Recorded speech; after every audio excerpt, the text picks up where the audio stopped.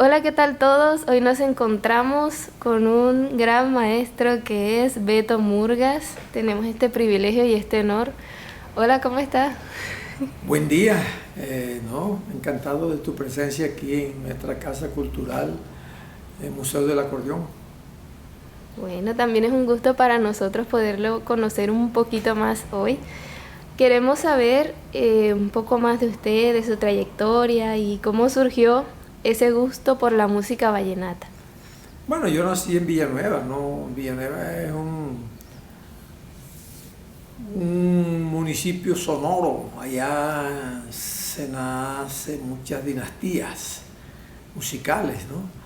Y precisamente en ese entorno yo fui uno también de los protagonistas, que inicié tocando el acordeón, después me convertí en un compositor y por último soy gestor cultural, donde tenemos la Casa Beto Murgas, Museo del Acordeón en Valledupar, Colombia, que nos ha permitido mostrar el vallenato también con una faceta ya de investigación, una faceta juglaresca, con el propósito de que la gente sepa que tenemos una historia, que no somos producto del disco, sino que antes de la fonografía ya veníamos haciendo en esta región una música que hoy se conoce con el género de música vallenata. Súper. Y bueno, también queremos saber cómo fue que a medida que crecía empezó a conocer de la música, a hacer música. Por ahí estuve leyendo que estuvo rodeado de grandes del vallenato mientras creció y que empezó a componer también canciones vallenatas. Bueno, sí, como te dije inicialmente, pero mira que hubo un espacio educativo que fue el Colegio Roque de Alba, colegio de bachillerato, que entre otras cosas yo fui de quienes lo estrené también, eso fue en el año 1965. Entonces ahí comenzamos a estudiar Norberto Romero, Rosendo Romero, Daniel Celedón, una cantidad de muchachos en esa época muy adolescentes, pero éramos musicales, nos gustaba la música. Pero mira que no solamente nosotros tocábamos música vallenata, sino que nosotros conocimos el rock, conocimos música popular por la influencia que teníamos de Venezuela. Entonces nos llegaba mucha música de las orquestas venezolanas, como los melódicos, como los blancos, todo ese tipo de manifestaciones orquestales nosotros las tuvimos. Y además mi entorno, como tú lo anotabas anteriormente, era rodeado de orquestas. El señor Reyes Torres, el papá de la dinastía de bajistas de los Torres, de Maño Torres, Camilo Torres, Chile Torres, mis vecinos.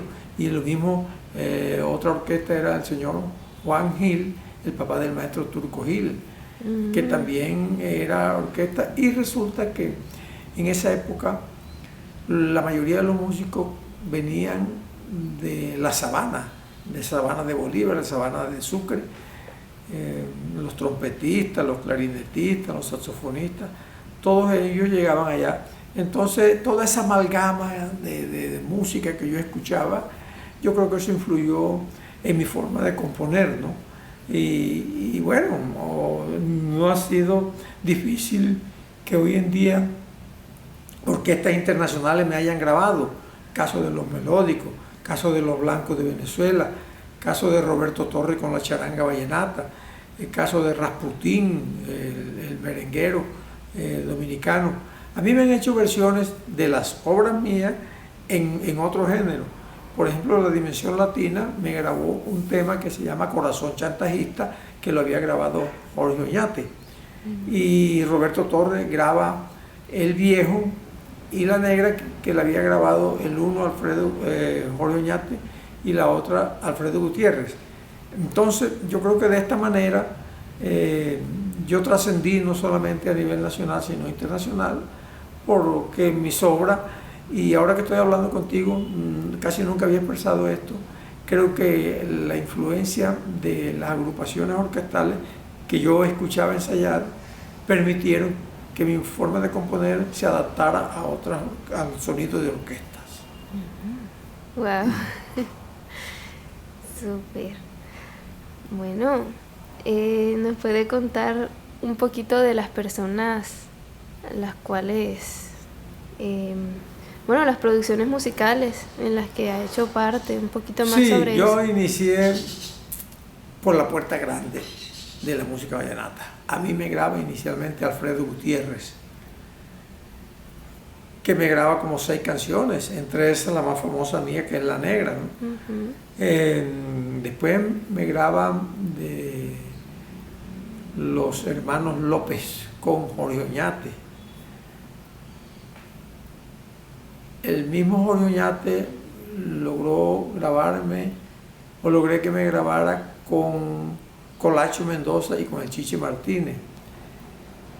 Inicialmente, antes de que me grabara el Binomio de Oro, Israel me había grabado con Daniel Celedón, pero Rafael Orozco también me había grabado con Emilio Oviedo. Y cuando ya se une Rafael e Israel, ahí sí tuve una época maravillosa, porque ellos fueron los que más me grabaron, ¿no?